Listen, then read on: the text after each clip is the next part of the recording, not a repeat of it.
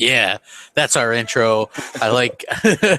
What's up, everybody? I'm the Crap Gamer, and with me is Mooch, and it's the Crap and Mooch Show. We're totally taking over Big Gamer Small Talk, so everybody freak out and message Next Gen and be like, "Man, that Crap Gamer, he's trying to take over Big Gamer Small Talk, man. You're the next John Doe." No, because that's totally not happening. I'm just No. but I just wanted to do, and this probably isn't going to be like a super long podcast, but I wanted to talk a little bit about what's going on with some of these sales things, right? Because Sony came out today and they announced that they've sold 22 million PS4s, and congratulations to them, I guess. Slow clap, but it's a little odd because I thought they were at 22 million a few months ago. And then so like that seemed like odd to me. Like I was working today, and then I get that. I keep seeing that come across my timeline where people are just like, "Oh man, 22 point man, they're killing it, man!" And that Xbox, that's still only got 10 million. I like what I'm having a good time with is Sony's numbers are Sony's numbers. We'll get into that in a second. But my favorite is every single time the sales figures come up, Xbox fans and Sony fans keep reducing the Xbox sale by 500,000. That's amazing. I'm like that. That's how can you be? How can you possibly be at 10 million in October of 2014 when they announced we're just at 10 million? Shipped, sold, whatever. It's sold. It's gone. It's out of Microsoft warehouse, right? So it's gone. So 10 million in October 2014. Here we are after we found out that they absolutely devastated NPD numbers in November and December. Absolutely devastated. Forget Sony, just crushed like numbers they've never done before. And people are like, maybe they're like, 10 million, what? 10 million 200? What do you think? What? No, that's not. How can you honestly put? I mean, really, look at where we are. We're going into May right now. Back in October, they were at 10 million. They're selling tons and tons of these things. They're somewhere between, and I'm gonna be, I'm already listed as a fanboy, whatever. But I'm gonna give you a minus and a plus. You're somewhere between 15 and 17 million for the Xbox One. And we can break it down with the charts we got. Everybody that can look and read can add up from January till today. We're January 14 to today. I think and stop me when you have a figure that's different. We're somewhere around 22 million, 21.8, whatever it is. And that's for 360 and for Xbox One. But we are all well aware that there are a couple people picking up Xbox Ones, here and there, Xbox 360s, but majority of those sales are all Xbox One. That's the direction we're going in here, people. I mean, so you have to be somewhere in that 15, 16 million range. Yeah, and actually it was like 22.3 million. And anybody that wants to question that, you guys can look at Microsoft's financials. Since 2014 to now, they've shipped 22.3 million Xboxes. That's 360 and Xbox One. Now, making an educated guess that the Xbox One is at 15 to 17 million is easy because when the new console comes out, the old one drastically reduces its sales. So even if we said 15 million, that's given the Xbox 360 7 million last year, and that's extremely high because you have to take into consideration that the Xbox 360, as popular as it was, even in its heyday, was lucky to sell 10 to 12 million a year, because it's sitting like here we are 10 years later and it's at 90 million or whatever it is. That's giving it way too much credit. And see, the cool thing about that is it's still viable platform though for Microsoft that's why people are like, why aren't they killing it? That's why, you know what I mean? Because they can sell as many Xbox Ones and 360s combined as Sony's PS4. But here's the funny thing. Sony never lists the PS3 numbers because they're incredibly low. You know Absolutely. What I mean? If maybe 1.5 million on top of the 22. So you're looking at it almost even when you combine both.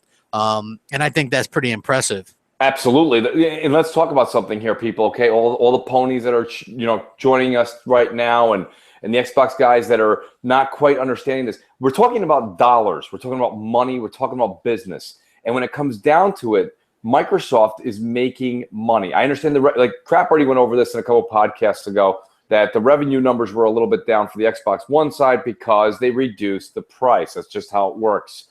It doesn't matter if it's an Xbox One or a lemonade stand. So that's just how things work. But at the same time, product is moving out the door, and they make money on software. So they want to get volume of numbers out. This is a company, Microsoft, and shout out to Red Dragon. I think he's a great news guy for YouTube. He reported something, and it was in a bunch of the other news feeds that said basically Microsoft was going to give away Xboxes for the first generation Xbox that came out because they wanted to get hardware in people's homes to sell software. What people don't understand is the numbers are there, and the Xbox community is buying more. Destiny's a great example. I understand there's a bit of here and there confusion with digital sales, but Xbox One, according to NPDs after the holiday, outsold PlayStation 4 in physical discs. And that's the stuff that Microsoft sits back, they smoke a Cuban, and they hang out. And they're like, look at this. Everyone thinks we're not doing great. We're kicking ass in software.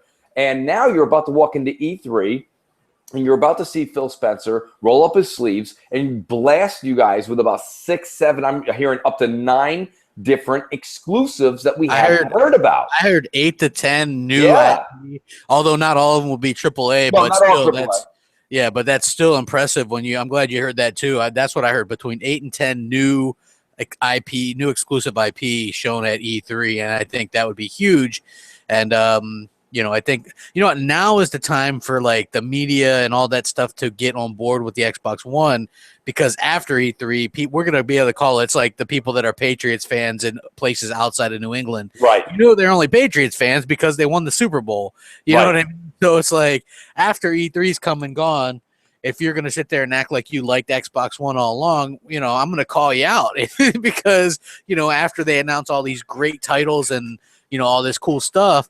And let's face it, the coolest stuff going right now is on the Xbox One. They're the ones with the updates and the movement, and that build conference is look at what we're getting. I mean, everybody, listen. Usually we get a good crowd in here, and to all the people that are listening now, thank you, and the people that are going to be listening to this in the next couple of days. If you're in the UK, if you're in the USA, you're in Canada, and you're listening to this, and you don't have an Xbox, just hear me out for a second. This is a slight ad, okay? Like, in all honesty, I tune in every day and I get something every time when I come home, I get a new kind of update or something on my Xbox. Then I get a Windows 10 build, which is like, normally I would not be paying attention to Windows 10. I didn't care when Windows 8 came out. When it came out, I would just use it on my home PC or my work PC, and that's fine. But this now integrates into people who enjoy gaming. You're going to get things whether it's cross-platform play with a PC, or these amazing new features, or now you're getting Miracast, and you're getting all these great things that are coming from the Windows 10, where they're trying to get every platform, every device, whether it's tablet, phone, console, or PC, to all work together and be able to multiple uses for different apps.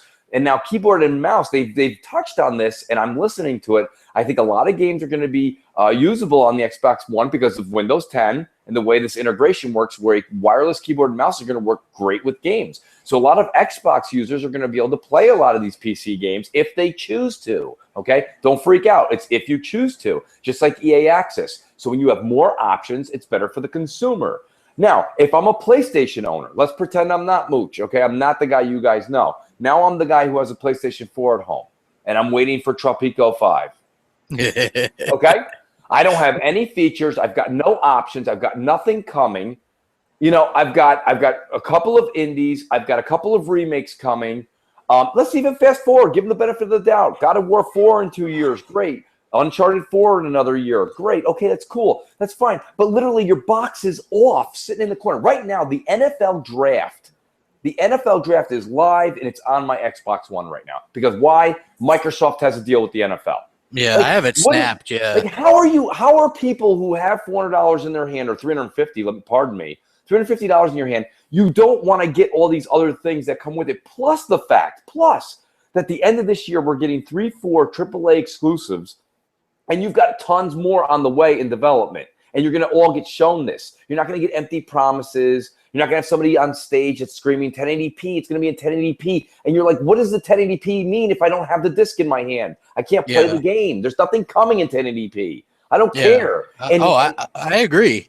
I'm trying to reach out to people who just are not grabbing the concept. There's so much more here than just Microsoft versus Sony, or Mooch and Crap and Zaire and Showstopper versus the ponies. It's actually your $350 starting to work for you.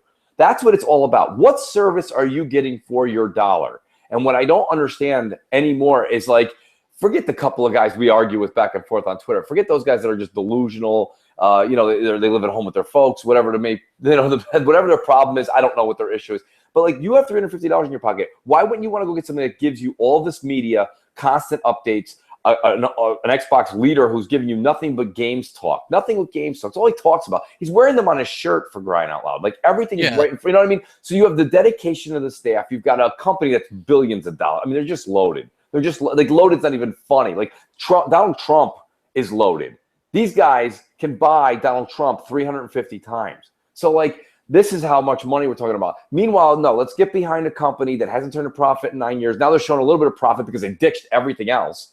You know, like, that's like if a guy next door to you couldn't pay his electric bill, then he sells every piece of furniture, everything in his house. He has a garage sale, a tag sale, or this or that. He gets rid of everything. He's got nothing in there, but he's sitting on milk carton crates in his house. And he's like, look, dude, everything's covered. I'm good. I'm in the plus. Buddy, you got nothing in your house. You have nothing. All PlayStation did, or Sony did, was they dwindled everything down into their PlayStation. And after doing that, what are they going to give you guys? Project Morpheus, a ridiculous looking thing that you have to go out and spend $70 on the Move. You have to go spend another $70 on the eye and probably $250 on the peripheral of the actual eyeglass. Like that, it's ridiculous. And you're not going to come home after a long day of work when you're in the 20 to 35 demographic or older and put that on your head and play. You're just not going to do that. None of us are going to. You'll do it once a month, not every day. So it's a stupid thing they're bringing to the table with this, you know, with now they're focusing on PS4. They're not focusing on anything. The company is in dire straits. Why is Jack Tretton not there?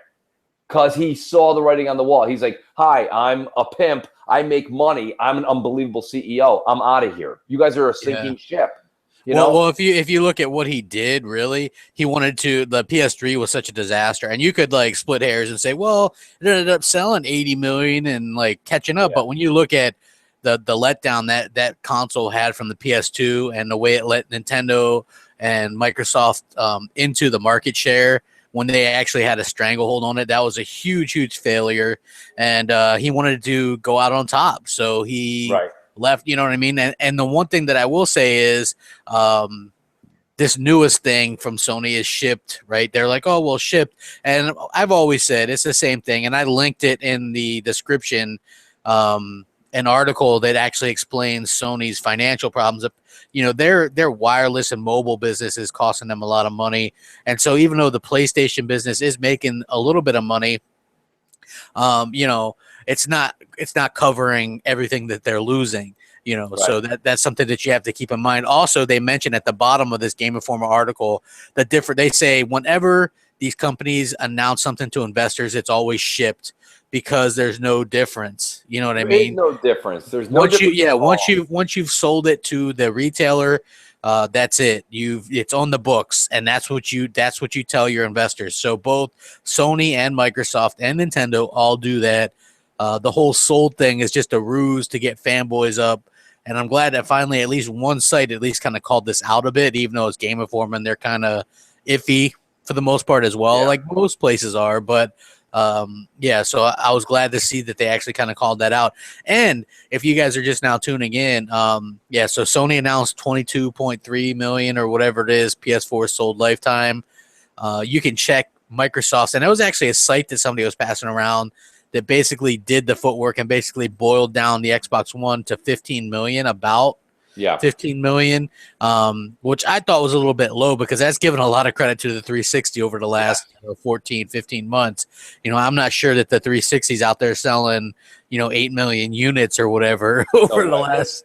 Exactly. You said that to me earlier today, and it made perfect sense. There's no way we can give a head. If you want to give a head nod to them, I told you I'll be generous. I said low side, and that's ridiculous. Is 15. We're in that 16 million, 17 million range. You're somewhere in there. You know, I mean, massage a little left or right. I don't know, but somewhere there. And to say that Xbox is getting blown out, let me tell you something, Crap. We're going into the holiday season, and going into the holiday season, like Microsoft's going to kill them.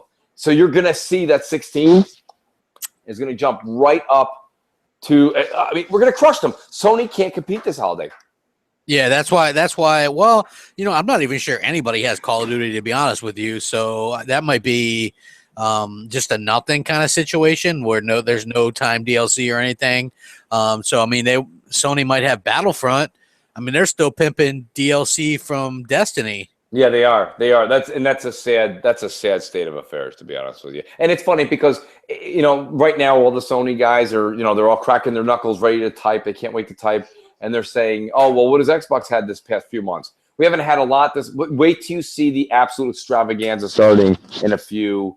What is it? 2 months? 2 months. It's going to be fireworks. Fireworks. Fable Legends is just to kick it off, and it's free.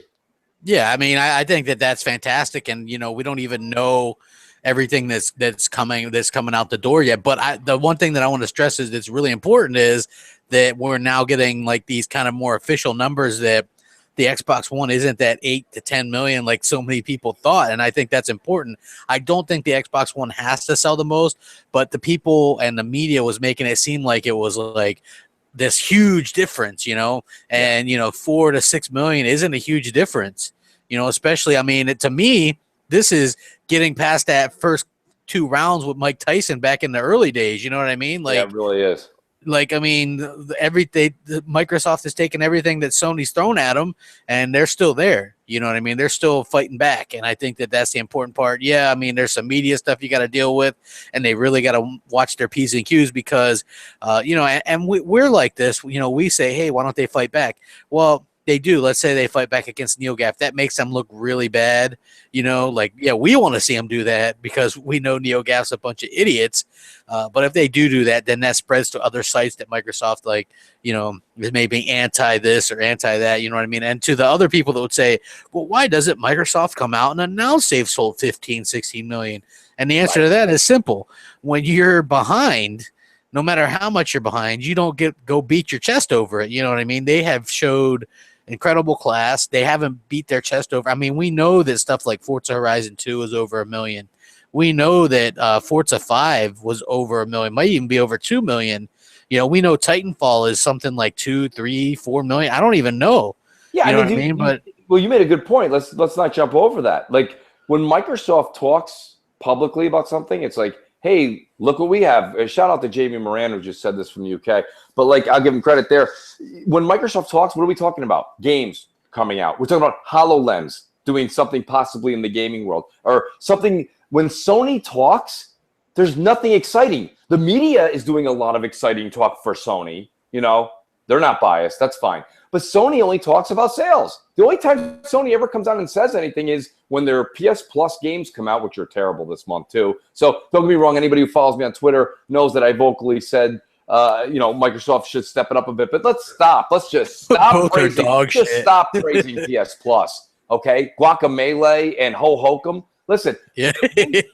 At least we got Guacamelee the day it came out. The day it was released on PS4 and Xbox One, we got it for free day one. So at least give Microsoft that credit. So let's stop with the PS Plus is fantastic bullshit. That's over. I'm done with that. It's a little bit unfortunate leading into May, which is leading into E3. Would have been a nice time to throw, a AAA in there. Oh, yeah. You know what I mean? Like, I don't know. Like, to me, even it's a game that we already have, like we were talking earlier, like Rise or something. I think that would have been a good game to put in there because, for the most part, people who bought that game or wanted it really bad already bought it. Right.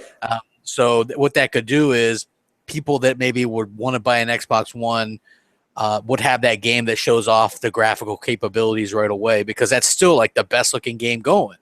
You know what I mean? So I think that, and maybe, get a little bit of that hype rolling into E3 because you have to do that a bit. And I do see that a little bit with this build conference. Like, I'm excited because they're talking about DirectX 12. They're talking about this other stuff, so that makes you, and they handled that conference really well. Did you watch some of the build stuff?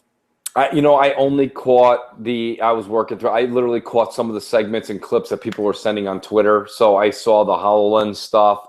I think I saw a little bit of the integration that they were having with Windows 10 and tablet and all that really coercing together really well. But no, I did not see, probably as much to the extent that you may have seen. Well, it's like they had like a clear direction, and I think that that's cool. If they stay really focused like that, at E3. I think they're going to do really well. I'm a little bit concerned that they said that they're going to, it looks like HoloLens is going to be at E3. Now, I'm not sure if that's going to be like on the stage, or are they just going to have like, you know, because E3 is like a 3-day event or whatever. Right. So that, you know, technically they could have that anywhere. Like they had Connect games the past 2 years at E3, but they don't show them up on stage. Yeah, but here's the way I look at it, and this is a bad analogy, okay? It's not a good one. But if you've watched the MTV Music Awards, or if you ever watched the Oscars, or if you ever watched anything, when you have a show where they're you know, broadcasting, they're saying this is what's coming next, and this is what's coming, and then at the very end they have like you know, to go back to a music award show, it's a little bit easier. Out comes Run DMC mixed with what's it called there? Steven Tyler and his band comes out. Aerosmith, and they do that thing from the 80s. What I'm thinking you're going to see with HoloLens is Phil's going to kind of get up, he'll start talking a little bit, and he'll be like, and the difference we're talking about here is, and you'll actually see a segment of HoloLens with it. It's not going to be more than a 5-10 minute thing if they do it at all. It's not going to take up 35 minutes. Phil Spencer is well aware that's something that's not going to be for retail this year or early next, really, even if it is, nothing that the gaming community is going to leap onto. They haven't even advertised it. That's not something they're going to really show and harp on. They're just going to show it, have everybody go, wow, holy shit, that's amazing, and then take it off screen so people are still talking about it later. It's not something that they're going to harp on. So I think you'll get a 5-10 minute segment of HoloLens, and I think when you're done with it, Crap, I know that you're not anti-HoloLens. You're a little reneging on the E3 side. I think with what they have planned with it, I think you'll look away and you'll say, that was actually pretty tasteful. I kind of left me wanting a little bit more, you know? So, yeah, it's not that I have a problem with HoloLens. Right. I think that I'm a little bit, you know, I'm maybe even interested in seeing it because I have a feeling that this thing is closer to shipping than we realize. Mm-hmm. Apparently everybody at the build got to try it out, and they were actually trying out some games and stuff. I have a feeling that Minecraft is going to be big with this thing. Absolutely. Like, I think it's going to be like a launch game with this thing, and I think they're going to do a version of this strictly for Xbox. It's going to be less expensive. I'm thinking somewhere like in the $299 range, something like that. Something that's going to have kind of marketable appeal. It might not have all the features that the main one's going to have or whatever, because I got a feeling that's going to be really expensive. Anytime you're working with NASA and and all this other stuff, you know what I'm saying? Like that's quite pricey, but I can see them, you know, Minecraft, 343 is working with them. Turn 10 is working with them. So there's different things that Microsoft's first-party studios are already working on, and it's so weird thinking of Mojang as a first-party studio for them. I know, but yeah, it is, and that's interesting. But yeah, so I just don't want to see backlash, you know, like, oh, Microsoft showed this too much, or, you know, because Sony won't get that. Sony can show Morpheus for 35-40 minutes and nobody's going to say shit about it. They can talk about Powers too. Well, when Powers was shown last year, I thought it was really funny. Even when people were criticizing it, they were like, well, you know, Powers was a little long, huh? But it wasn't bad. And I'm like, it wasn't bad. Like, people were in a coma. Yeah. You know, what was funny was there was that redhead girl who's like kind of a Sony fan anyway. Yeah. She was the only one that mentioned the hypocrisy of it. She's like, can we bring up that Sony got praised for stuff that everybody was hating on Microsoft for? Yeah, you know what I mean? Is she the GameStop rep too? Yeah. She's like the GameStop, the redhead girl. Yeah. I know who she is. Yeah. She used to do something else like The Escapist or whatever. I don't know. Those people all bounce around and stuff. You know, it's like it's hard. Yeah, you know, like the reason why all those places closed down is because it's all based on clicks and stuff and the AdSense. And unless you're pushing the agenda or the console war, people aren't really clicking. And so you're just sitting there doing the news or whatever, and that's not paying the bills. And so that's why those places close down, and you see these people jumping from place to place. And that's kind of unfortunate that they have to do that, you know, because I would much rather get information about games and developers and things like this than, you know, see, oh, this resolution or that resolution or this or that. You know what I mean? It's like there's some other thing, you know, while you bring up resolution, can we talk about the tale of you guys may know this. A lot of my tweets are always hashtag lazy devs. You know, I don't know who the hell to believe anymore.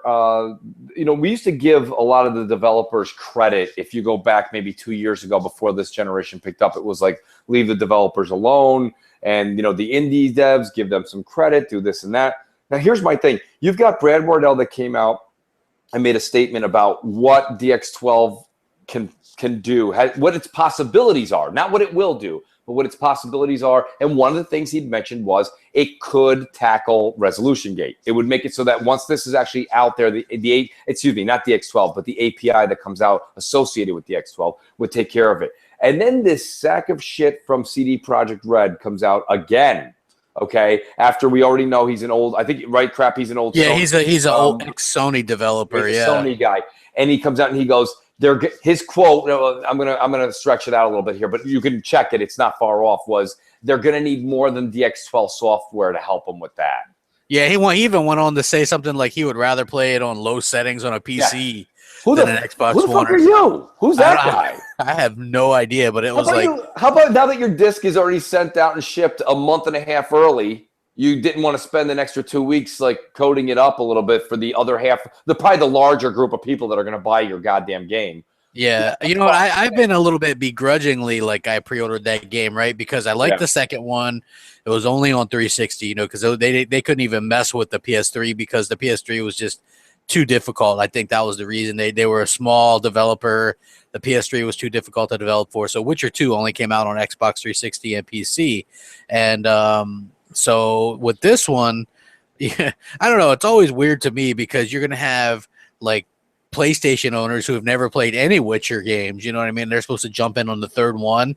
You know what I mean? It's like at least Xbox owners, you know, if you went from 360 to the one. I kind of feel how you feel right now, Crap. I was gung-ho. I was like, oh my God, The Witcher 3, I'm in. And now between them not making it 1080p, which they can, you know, Brad Wardell said it. He said, I have PC games that are 10 years old on old PCs playing at 1080p.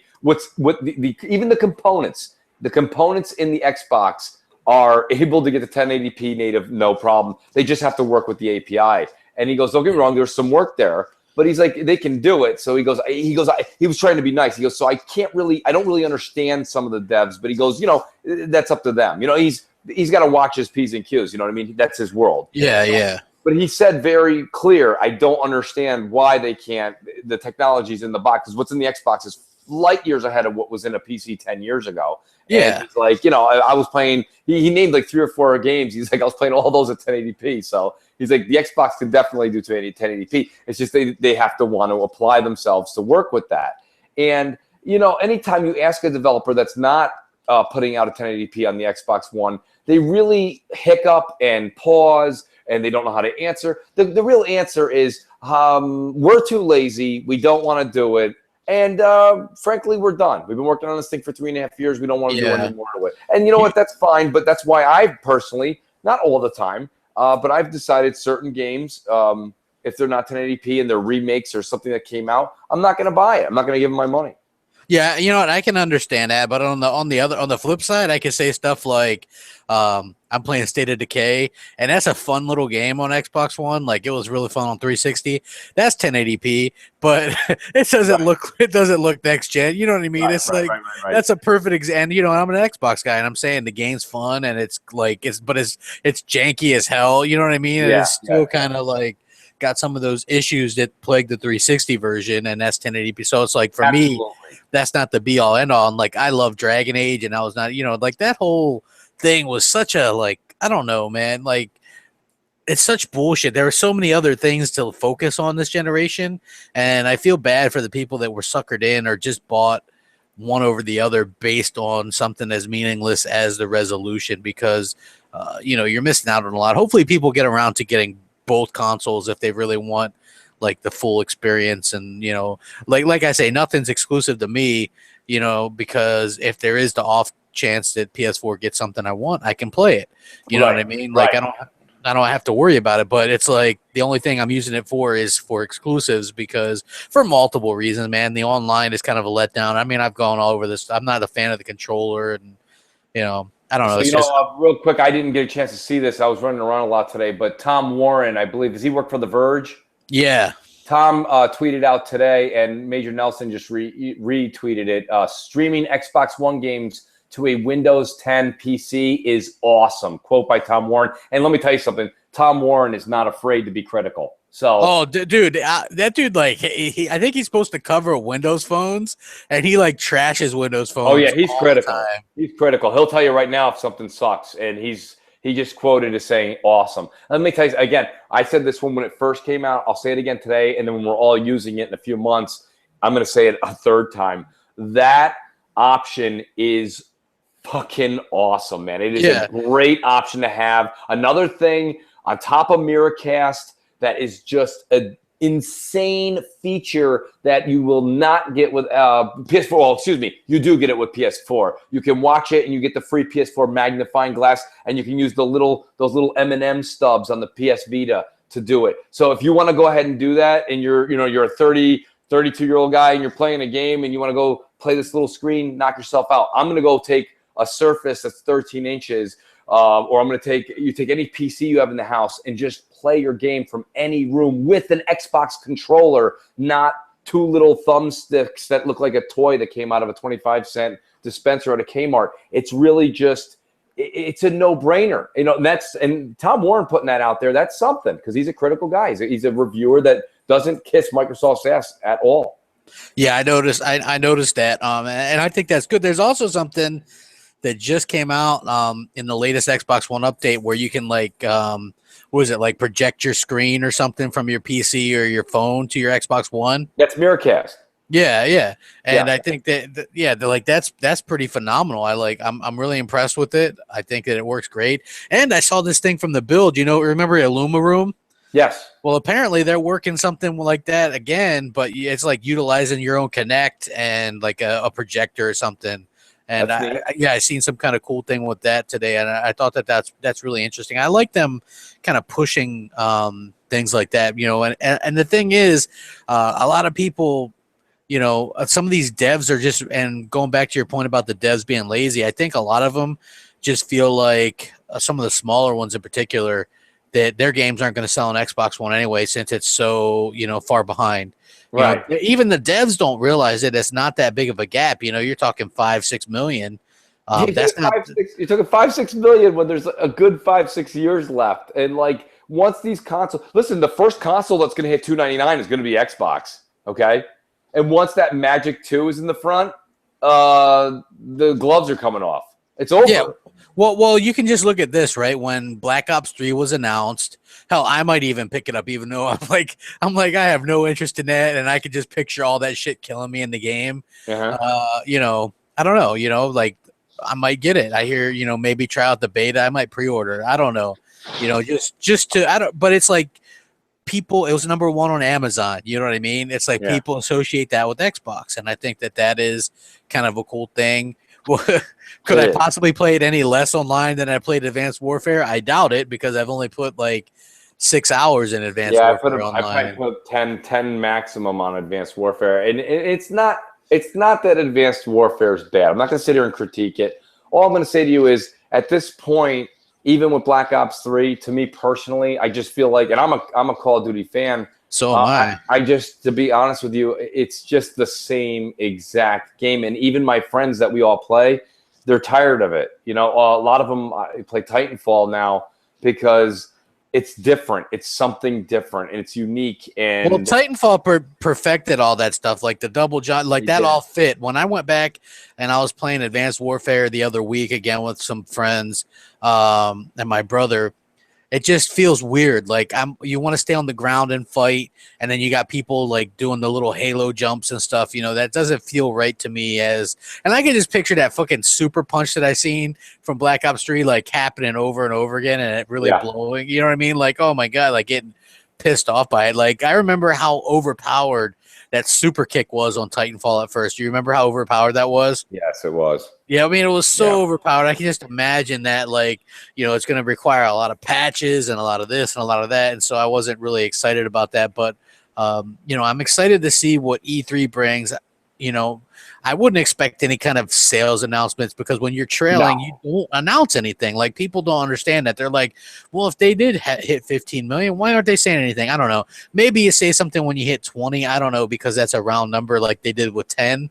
But, you know, there's one thing that I know about Phil Spencer and this new breed of Microsoft is they're a little bit classy and humble. And look, the Surface Pro is selling a lot. They've made a lot off that. Yes, they are. I mean, that thing's really doing well now for them. Like, as far as hardware goes, like, it's like giving them like almost $1 billion profit now. Yes, it is. That's really they don't even mention the sales numbers on that. So it isn't just because it must be doing bad. It's not that. It's just that they're not really doing that. You know what I mean? Right. It's like that's a little coy game you play with investors too. You know what I mean? It's just like you want to focus on the good. Obviously, everybody does that, but to totally discount or think they only have like 8 to 10 million or whatever, or that shipped is different than sold, I think people just need to get over that crap, because that's not the situation. You know what I mean? It's all about once you sell it to retailers, it's in the books, you mark it down, you're good to go, and that's the end of it. You know what I mean? You don't get it back. They're not shipping it back. They're not doing any of that stuff, you know? So I think that people... If stores, listen, anybody who thinks shipped isn't sold, if stores are still selling 360s like hotcakes, okay, then they're not returning Xbox Ones. You understand what I'm trying to say? Like, they're not returning anything. Listen, I know one thing I did for a long time in my life was, if you want to talk about, like, everyone that's listening to us for the most part has walked into a wine and liquor store. When you walk into a wine and liquor store, a beer store, whatever you have, okay, once the retail store orders that, they can't return it unless they file Chapter 11. They cannot return that to the distributor. So once you place the order and it's shipped and it comes out, you basically you have to really have quite a reason for it to go back to the distributor, quite a reason. That retailer has now consumed that, and the distributor marks off that tally, and let's just use Jack Daniels, for example. Jack Daniels, for example, tallies that as 12,000 units sold, or whatever whatever that record amount of cases that go out goes. And that's the same thing whether we're talking about cars or anything else.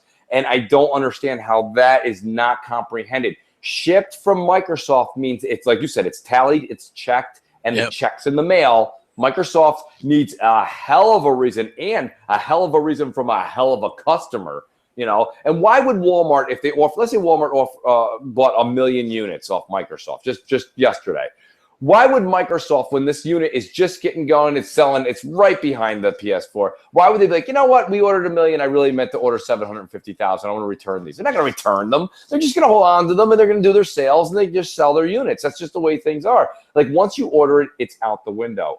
Now, to switch subjects slightly here, Crop, I want to get your opinion on this. Another shout out to Jamie Moran here. This was news the other day, and I did want to talk about it because I didn't get a chance to play Lords of the Fallen.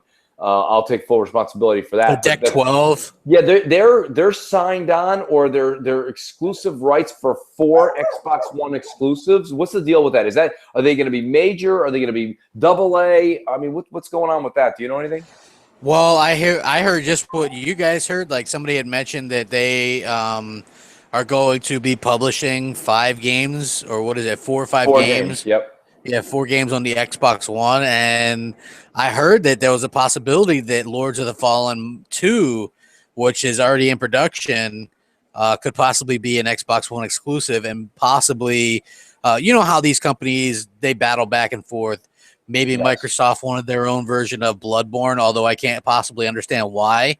Right. You know what I mean? Like, to me, I never played Lords of the Fallen. Even if that was an exclusive, I'm still not going to play it because that's not my type of game. Right. Even when it was $9, you know what I mean? I didn't buy it, you know, because it's just, I'm not going to play it. Right. You know, that's not really my type of game. Me so neither. yeah, I think they're just going to do, I would think that they're exclusive. You know what I mean? They have some kind of deal. Jamie's coming in and he's saying, from what he's hearing, it's 3 smaller AA games and then 1 AAA.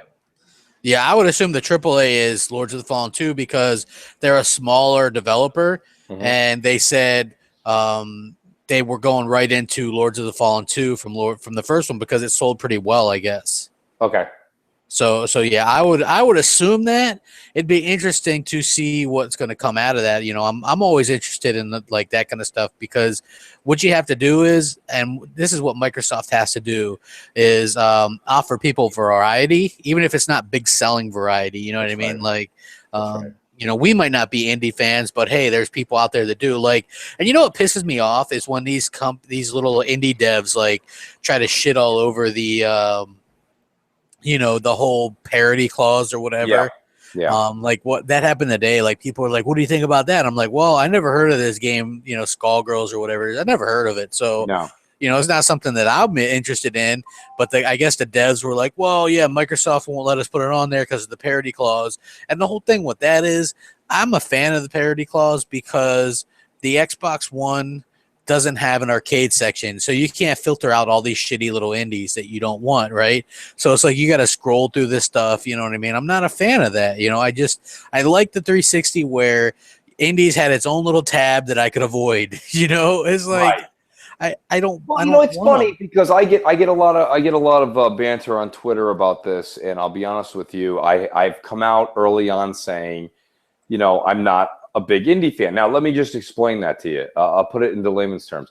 I still stand by that. Okay, I don't come home and quickly browse the store for the indies, and I can't wait. There's a few indies that have caught my eye. Like Shovel Knight's on my radar right now. Did I buy it yesterday? No. I'll be It is honest with kind of you. on my radar too, just for the Battletoads thing. Well, not just the Battletoads thing is what's pushed it a little higher on the radar. But what I'm saying to you is like, all right, we all know like the way when I grew up during the Battletoads era, the original, and all that. And I mean, like me and you had a couple of sidebars on this. Like I am genuinely enjoying the crap out of Ori. I'm actually taking my time to try and 100% it or as close as I can, because that kind of platformer game I truly enjoy. And Shovel Knight to me is a combination of DuckTales. Remember the game from NES? It was also remade. because you jump on it, right? You jump on the shovel like he jumped on his cane. It's like DuckTales meets Ghosts and Goblins. And to me personally, I played the crap out of both of those when I was a kid. Now, I don't want to play, the DuckTales story, and I don't know if the Shovel Knight story is even worth going through, but the actual platform, the way the game is set up, is something that I'm actually very familiar with, and I'm very good at that. I understand it's quite a challenge, but I like that. But so there's that. But I mean, then the Battletoads on top of it, I'm just interested to see them reintroduce those characters, and then how they're going to bring that into another game. But again, that being said, that's not necessarily what I'm stoked about. Like I can't wait, I can't wait for Shovel Knight. But the sad part is, it really is going to be that's what the PS4 players are excited about. They're excited about Shovel Knight and Helldivers or whatever that thing is called. Like Shovel Knight for them has Kratos, which to me they shoehorn Kratos into everything. Like he was in PlayStation All Stars, he was in he was in Mortal Kombat years back. You know what I mean? It's like to me, Shovel Knight's an 8-bit game, and Battletoads were an 8-bit thing. You know what I mean? So that fit. That seemed to me is like, and at least to me, the media and all that stuff is picking up that's the much better fit for the game is Battletoads. Right. And I watched some gameplay of it from a couple different places, and it's really cool because it's actual Battletoad gameplay where like they're helping you train or whatever, and you're like using the little rope to propel, and and then you're like doing the little jumps and stuff. So it's just like really Battletoad-esque, and I think that what they're doing it just by watching that, it gets you really kind of stoked for like a remake or a new Battletoads. Yeah. And I hope that's something we get at E3. But yeah, it's very exciting, and yeah, like that's like something that is a little bit on my radar. But it's again, like you said, it's not something that I'm like, damn, I got to go out and buy that. You know what I mean? I'm not gonna. I didn't run home and quickly click on it and download, and that's nothing to be said against it, but. It's just that those are like games that are like fun in the meantime or something you go back and plug and chug into a little bit. But like it's just funny because the Sony guys are all excited about what do they have coming? I don't know, Tropico, Persona, or these games that are just really, and again, for most America, anybody who's from America, UK, we don't really care about those games. Nobody wants to run around and pretend you're a Japanese puppet cartoon guy. And do all, I mean, you just don't, I mean, and don't get me wrong, they also, Japanese people laugh at us. They're like, oh, you Americans and your you're constantly shooting a gun in one hand and eating a hamburger in the other. I get it. That's what we do, though. And you know what? Shooting a gun, eating a hamburger in one hand for a game actually sounds like a decent game. Take Gears of War and Burger Time, put them together. Yeah. I mean, so whatever it is what it is. But I'm saying, like, that's the difference here, folks. It's not that I don't like indies, but indies are like dessert when you're going to a nice restaurant. You get excited for dessert after you just ate that amazing 16-ounce steak. You know what I'm saying? Like, yeah. I don't mind having the indie, but after I'm going to get my 3, 4, 5 amazing triple exclusives from the company that I've invested in. Like in Microsoft, I bought their box. You know what I mean? So it's like I want to see what's going to come from that. I don't want them to hand me these third generation type, you know what I mean, games. It doesn't mean anything to me. And the public agrees with that for the most part. And I question why are people buying the PS4? Why? What in the world? I have no idea. And they actually project more sales for next fiscal year than they had this past fiscal year. Well, wait a minute now. Look, we all know the guy for Sony that projects numbers. Like, that guy has no fingers, no toes, and he's blind, right? Like, the guy, I agree. He's just sitting there with a cane in his hand like a Zen master. He has no idea what he's doing. You know what I mean? He has absolutely no idea. This is a company that's belly up. They're bankrupt. They're in trouble. They're not bankrupt. They're really in trouble. They're financially in the hole every year. So a guy that comes projects a plus is just, he's well, that's what you do. They did adjust their forecast a bit. Sony did. But one of the reasons why the PlayStation brand looked as good as it did was because they sold off that online developers. Remember, they sold the Sony Online Entertainment. Yes. Yes, so that goes into it. Like, a lot of times they do this kind of stuff right before they announce something, right? Like, to the investors, and then it makes them sound better, right? They were selling buildings or, selling off this or spinning off that, and it makes them look good. You know what I mean? But the problem is let's say they sold that for $50 million, right? Then you add that to their revenue, and it makes it look all the better. You know what I mean? It's like Sony doesn't have a clear plan for the future, because if they're banking on PlayStation being the future, then why are they trying to build up this cloud stuff and cloud gaming and things like that? Because they're obviously trying to go for a future without consoles. Like, to me, they're trying to be so slick and cool. They're kind of cool guying themselves right out of business, because the PlayStation is the only thing they have that makes money, yet they keep trying to force digital and streaming down everybody's throat, which would eliminate the need for PlayStation. Right. Look, at another article just came out. Not even 6 seconds has gone by. I'm looking to see who actually put it out, because usually it puts a little dash and then who actually wrote it. Hold on, it's coming up. Here's the headline: Sony investments to hit PlayStation division.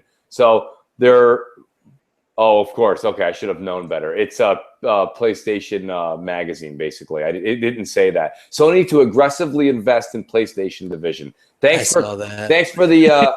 Thanks for that, buddy. We knew. Hey, that's like a first party PlayStation developer studio saying the PlayStation 4 is the best. You know what I mean? What the hell else would you expect them to say? You know what I mean? I think that it's a lot of the Windows shows and channels that we've been seeing from the build have been showing DX12 playing. I think they showed Final Fantasy 15 or whatever they showed, and they showed DX12 running it. They said it's gorgeous, absolutely breathtaking. Yeah. Now the only thing that I would take away from that is that it was using like 4 Titans or something. It's like a 20,000. It's like a next gen 720 PC times a bit more than that. Like really high end software. Hardware was running that, so it wasn't like something that obviously Xbox One's probably not going to see. Although they're saying that Xbox One is obviously going to get some kind of decent, and I saw someone post this up today. I think it was Zoot, and he said, to the people that think that Xbox One is not going to get any advantage out of DirectX 12, why the hell would they add it to it then? You know what I mean? It's like, if you're going to get an update for it, it's obviously going to do something. And then, like, when you see a company that, like Microsoft, like when they come out and aggressively kind of say, we're going to have Windows 10 on 1 billion things, right?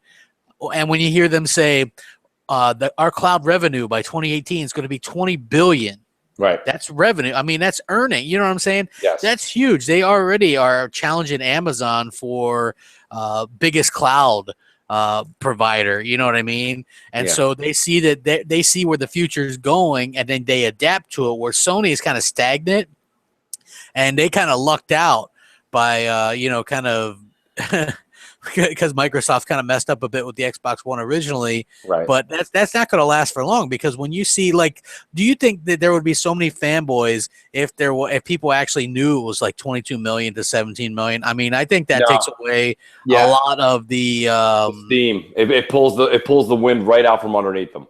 Yeah, it really does. Yeah, I think it does. Like when people think it's 10 or 12 million difference, then damn, they done run away with it. It's over, Hey, it's over. Sony done won that shit, right? Yeah. But then when you say, hey, 22 million shipped to 16, 17 million shipped, it's like, damn, we got us a ball game, and it's far from over. We're still in the early rounds here. I think that it's like Microsoft said, it's not a sprint. It's a marathon, and I'm excited to see where they go with the games and things like that, because if they've taken an enormous amount of hits and absorbed the hits and done a really good job at just the way they've been fighting back is with games and features and updates. You know what I mean? Should we do just a quick speculation here? Again, Jamie threw this out there, and I think it's interesting, and it's been talked about on a few different shows. But is it even feasible? And I think actually we talked about it on Big Gamer Small Talk on Sunday. All of us. I don't remember who brought it up, but isn't it possible to think that at E3, if you really want to drop the mic, Microsoft actually literally hands their customers Gears of War 1 completely redone, 1080p, 60 frames per second, gives them that for free, and then 2 and 3 will be purchased later on? I mean, is that feasible, or is that outrageous? It won't cost them anything. I mean, it's from when you're looking, excuse me, let me rephrase that. Everything costs something. But what I'm saying is, like, what in the big scheme of things, to give the customers that, or make it $10 or whatever, but I was thinking free. You hand something like that out, it's a 1080p 60 frame per second boost. It's really a coding thing. It doesn't take a lot of time. It doesn't take much manpower. The game's already done. The engine's not going to change. So what I'm saying to you is that a feasible thing to really spark the community? Is that something that you think could happen, or that's far-fetched? What was the question? Like originally? The Gears 1 collection, okay. Nothing that's rumored to be coming. Is it possible they would give that for free? You know what? I brought that up. Yeah, you weren't there. Because I did one, like, see, the problem we have, like, there's like 5 or 6 people in Big Gamer Small Talk, right? Yeah. And not everybody can attend every one, so it's good to have that many people. And so we did another one. It was me, Next Gen, Tim Dog, and Worrywart, right? Mm-hmm. Yeah, because I wanted to get their kind of take on some of this stuff, and I brought up that what better way at E3, because you know what, I don't see a Gears 1 game being a big seller. You know what I mean? I don't see a lot of people going, hey, well, let me pick that up. You know what I'm saying? I'm just being honest. Like, I don't see that being this huge. Now, I can see it being as a cool, like you said, 10 or 15 if they're going to sell it, or free at E3. Say, hey, everybody can download this right now. Maybe give everybody like 2 weeks to download it or something. You know what I mean? Right. And I could definitely see something like that, especially if it's just a like remaster and not like a full-on remake, because I don't think it costs them it's nothing much to them. Right, that's my point. It's not a whole lot out of their pocket, and it's huge. That is a huge thank you to its fan base. Yeah. I mean, I could see that completely, and you know what? That would stave off anybody that's going to bitch about, oh man, I really wanted that all 3 games. You know what I mean? Like, right? Because that's how people are nowadays. We with social media and stuff, people will complain no matter what goes on. That's right. And if you just say here's free, like we've seen it. Like even us, we complain a little bit about the games with Gold and PlayStation Plus games that they're bad, right? They're free, but hey, they're still bad. You know what I mean? So even we're victim of that. Hey, but if you admit you're a hypocrite, can you really be called out on it? I don't think so. I mean, that's what I do all the time, man. I'm a hypocrite, and I have no problem admitting that. I'll flip-flop. The whole thing I like to do is push people's buttons, piss people off, because people are like, there, how about that? Like, people kept some people kept something from last year that I said something like on Twitter, Bloodborne won't crack the top 10 NPD when it comes out, right? People kept that, right? And then last month started tweeting it to me. Like, it was like, I'm like, that was 6 months ago. You guys really kept that? Like, honestly, how can I look, you know what I'm saying? And I think originally it was supposed to come out in February or something, but so was, I thought like Batman and Witcher was all supposed to come out around the same time. And I was like, there's no way, you know what I mean, that's going to come out at the same time, you know, because it's such a niche title and all this kind of stuff, right? So then all this stuff gets pushed back, and there's literally nothing else to go against this game, you know what I mean? So obviously it's going to hit the top 10, right? You know, and obviously, you know, it'll probably be dropped out next month, you know? And so people, like, that's what people do. They just, and I like that, you know, I like that I can get in people's heads so much that they will subscribe to me just to dislike a video as soon as it pops up. Oh yeah, that's the internet loves to do that. They love to they build you up to take you down. Or like you today, you got your first copycat troll on Twitter today. Yeah. Thank you, everybody. Yeah, so I mean, like that's how you kind of know you made it is when you get those type of people, and you know that you're like, and you know what really grates on people more than anything is when you're right.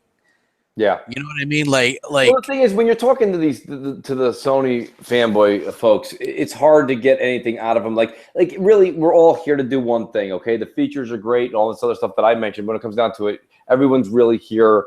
We all push buttons for the games, and Sony doesn't have any games. And look, I mean, Bloodborne. I mean, I'm sorry. Look, I give it 100 on Metacritic. It doesn't mean anything to me. That means nothing. If it's something I don't want to play. And majority of people don't want to play, okay? That million, we've already said 700,000 was overseas, okay? It was not the United States. I think we cracked the code. It was like 314,400 max was in this country. That's not great. That's just a niche thing of people that would have bought it on any console. And like you said, they were trying to be a little coy, and they didn't call it Dark Souls 3. They called it Bloodborne.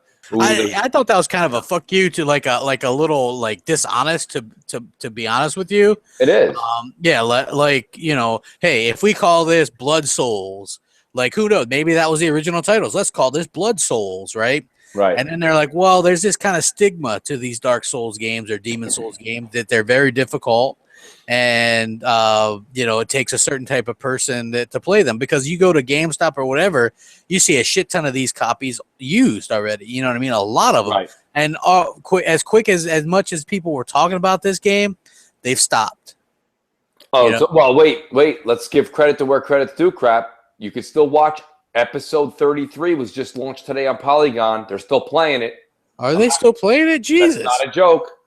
Check it out. It's either 33 or 35.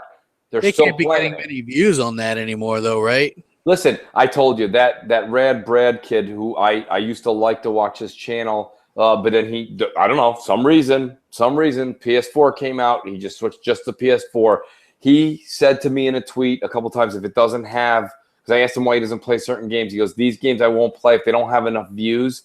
His Bloodborne views were low. It wasn't Bloodborne. His The Order. He went through The Order in depth.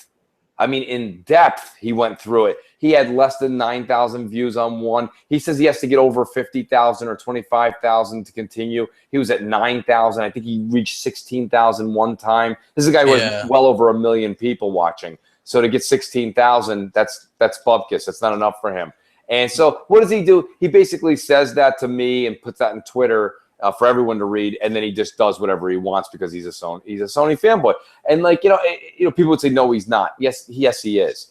And that's ridiculous. If you're going to have a channel where you're like, no, these are my rules and regulations, and I abide by them, and that's what it is, I have to respect it. You know what I mean? If a certain game I like didn't actually make his mark, hey, off it goes. That's tough shit for me. But don't tell me that's your rules and regulations, and then you're like, well, you know, I'm just going to play this game. You know, it's like, well, wait a minute, then so your whole theory, your channel, and your rules are just bullshit. So you're bullshit. Get out of here. You're another one of them. You know, it's like, you got to stick by your guns, and a lot of these guys just don't do that. Yeah, and you know what's funny is, like, I'll do a review, right? Like, say I do a multi-platform review, say Assassin's Creed Unity. I'll put Xbox One on there, and then people will go, how come you didn't put PS4 and PC? I'm like, because this is Xbox One footage, and it's Xbox One. You know what I'm saying? Like I state which game I'm playing because I always found it difficult. Like when I want to do, like, say I'm stuck on a part on a game, I want to see exactly the same kind of game that I'm playing, right? Right. And so I look for the Xbox One version, and that's what I do. It's like, and it's difficult to see that. Most people are doing like the PS4 versions or whatever, you know what I mean? And I agree. I think that that's kind of crappy. So that's why I use Xbox One. You know what I mean? Hey, shout out. We hit over 100. So that's cool. Viewers, that's awesome. Thank you, everybody. Very cool. I'm glad you're joining us again. If you don't have an Xbox One, go get one. Oh, yeah. You can get $175 off it. $175 off if you go grab one right now. It's ridiculous. I don't understand how you don't do that. Yeah, like basically all you got to do is you have a 360 or a PS3, old one, take it into Best Buy. They'll give you $175 off. And if you have a controller, I think they give you another 15 or 20 or something like that. So, right. So yeah, it's really a damn good deal, and no better time unless you're like waiting for that big Halo version that's going to be coming out, because they did confirm that, and I'm kind of excited about that. You know what sucks is, they come out with these new ones, and then you end up with like multiple consoles. You know what I mean? But that, I guess that's not a bad problem to have. Right. I'm excited for that. Is there anything else that you wanted to talk about? I was just trying to think here if there was anything else. I think we kind of wanted it. We really wanted to just, once and for all, anybody who's a fan, if you're not a fan of Xbox, you're going to do the opposite. So that's fine. But stop with the 10 to 12 million sold, please. You sound absolutely ridiculous when you say you have 10 to 12 million Xbox One sold. When October 2014 they were at 10 million. I mean, what are they selling? Like 15 a week? What are we here's the thing. In early November, they were like, okay, we've sold 10 million Xbox Ones, right? Right. Then I'm talking that's before Black Friday, before December, right? And this is North America only, right? They sell almost 3 million in North America alone between Black Friday and the end of December. Right. Yeah. So you add that onto that, right? And that's not the world, because obviously we're not the only ones that celebrate the holidays. The UK and all Europe and all these other places are celebrating the holidays too. So it's sold well over there as well. That's right. Other places. So you can count that up, and it's easy to see why it could easily be 15 to 17 million. And if you believe that it's lower than that, then damn, how come nobody's talking about how good the Xbox 360 is still selling? Because according to some of your guys' logic, that thing would be at like 120 million by now, because it would have sold 9 million over the last year plus. You know what I'm saying? And I don't think that it has. That's exactly my point, Crap. I mean, like it's insane. And then I like the people that are like they're almost like the Good Samaritans. They're like, well, it's not 12, but maybe like 13.1. Yeah. Okay, pal. Whatever you say. Like, it doesn't make any sense. We've got these numbers in front of us. They're selling 300, 400, 500,000 a month after that huge blow, the blow up they had in November, December. They absolutely dominated. Like you said, that domination that we saw was only basically North America. We didn't see the rest of the world. So there's just it's just I don't understand how people are saying that. There's somewhere in that vicinity of, I'd say, look, let's play conservative, Crap. Okay, 15. All right, let's just say 15 million versus 22 million. That's not a blowout, people. That's not a blowout. It's not a blowout. We're not far enough into the generation to call it a blowout. Both these consoles are going to end in the 80 to 100 million range. Hey, let me ask you something. Had somebody came to you and said, after the initial fuck ups and the announcements and stuff, and said, hey, 15 months in, the Xbox One's going to be at 15 million. I mean, would you? I don't even think I'd have believed that, because that's trending so far ahead of where the 360 was, and nobody will ever deny that the 360 has been a success, because Absolutely. It has been, and it's going to do almost the same thing. Halo 3 came out 2 years into the Xbox 360's life, and the Xbox 360 was only at around 6 million units at that time. So you're looking at 50-60% ahead of that. You know what I mean? You're looking at, I think it was like they said something between 6 and 7 million for the 360 at that time. Yeah.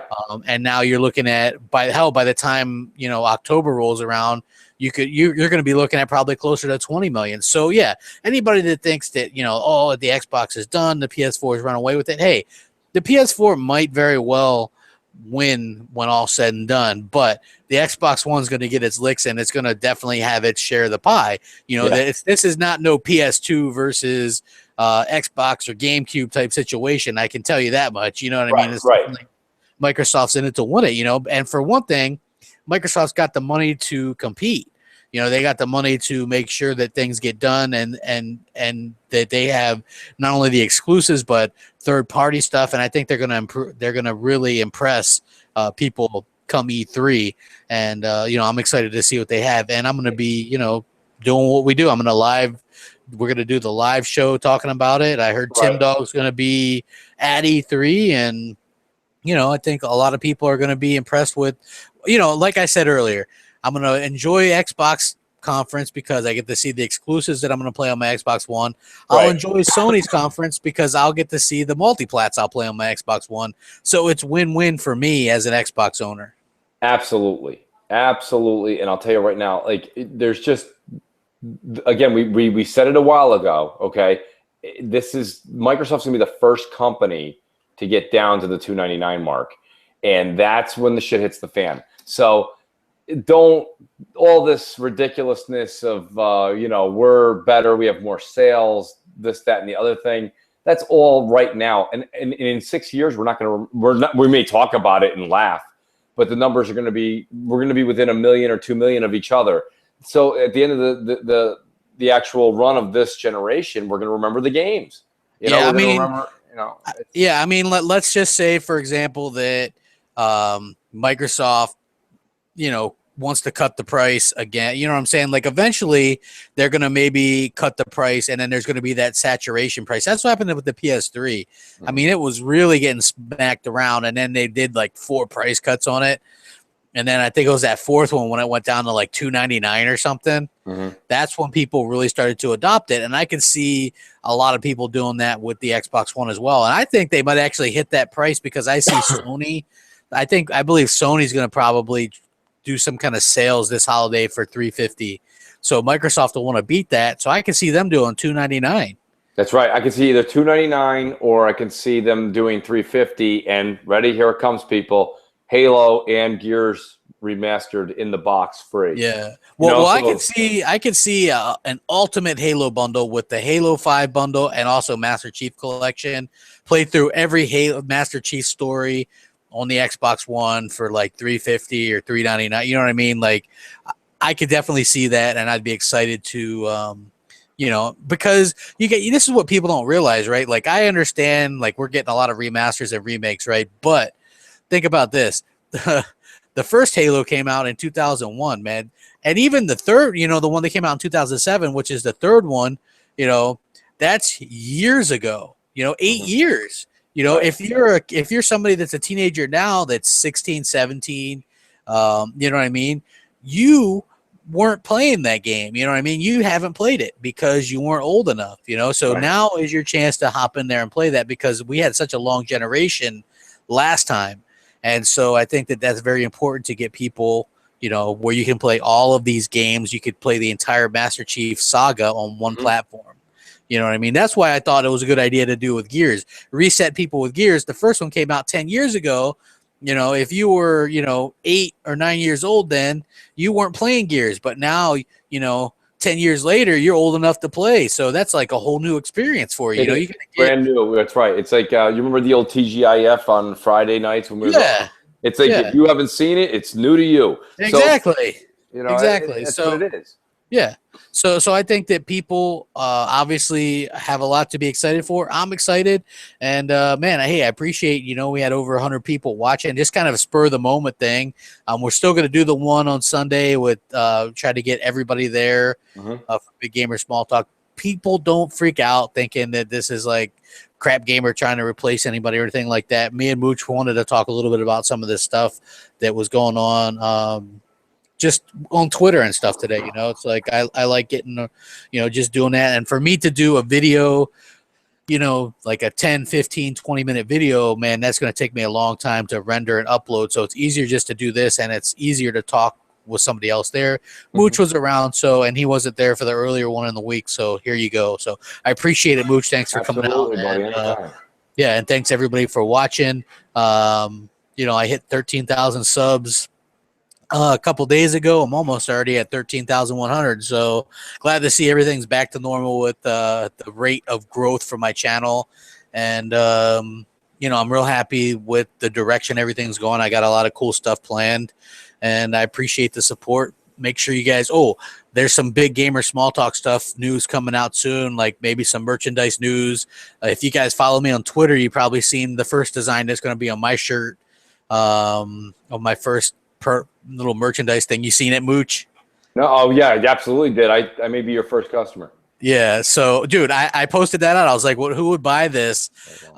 You know, if it's on a shirt, you know, and I had, I think 40 favorites on that. So I think that, yeah, you know, I think that some people are looking to to buy that particular shirt, man. There were some angry people too. Like, oh my gosh, how, you know, he's doing this. I was like, you know, and you know, it's so funny because I come up with this stuff, you know, and people are like, man, how do you come up with this stuff? You know what I mean? It's just like, I think I have a good mind for it. You know what I mean? Like just to fuck with people. Like I like being inside people's heads. And you know, I make myself a home there, you know, nice little home. Hey, let me live there rent free and everything. You know what I mean? Anytime people go out of their way to you know, message you or Photoshop you or make fake accounts about it. Hell, I think there's a Crap Gamer Logic, a Twitter account. Like there's a whole fucking thing dedicated to me. You know what I mean? It's like ridiculous. I think there's a YouTube channel. You know what I mean? There's people that try to discredit me, you know, defame me, lie about me. And, you know, so, hey, you're getting in on that too. So yeah, man, that's great. That's great. Bring it on. It's fine. Yeah, I don't feel so bad about it now. But anyway, thanks everybody for joining us, man. And remember, at the end of the day, you know, 22 million to probably 17 million. That's not a blowout. That's, you know, they're in the fight. And, you know, we'll see you next time, guys. Thanks for watching. Thanks for watching.